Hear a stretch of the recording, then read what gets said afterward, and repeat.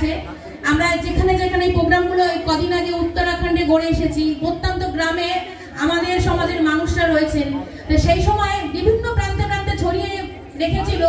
কিছু মানুষ ভেবেছিল যে আমাদেরকে ছড়িয়ে রাখলে বুঝি আমরা ছন্নবদ্ধ হয়ে যাব, কিন্তু হরিচাঁদ ঠাকুরের আশীর্বাদে, গুরুচাঁদ ঠাকুরের আশীর্বাদে এ জীবন কেন, আগামী যতদিন সূর্যচন্দ্র থাকবে এই মতুয়া সমাজকে মুছে দিতে পারবে না, কারো কোনো সাধ্য নেই।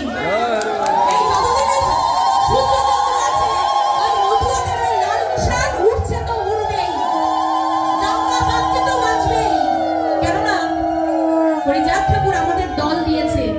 আমরা সর্বপ্রথম যে সভায় যাই, আমরা সর্বপ্রথম পাগল, গোসাই, দলপতি, ভক্তিময়ী মায়েরা, বাবারা এতগুলো কথা তাদের কাছে শ্রীপাদ পদ্মে প্রণাম জানিয়ে বলি। সারা পৃথিবীতে যত ধর্ম আছে, আমি চ্যালেঞ্জের সাথে এখানে বলে যেতে পারি যে যত ধর্ম আছে সেই ধর্মেই তো আমার ঠাকুরের নীতি, আমাদের ঠাকুরের ধ্যান ধারণা সর্ব আলাদা। এ দেখুন এখানে ছোট ছোট বাবারা গোসাই সেজেছে সুন্দর, এদের সেই আদর্শ নীতি আদর্শ নিয়ে বেড়ে উঠছে।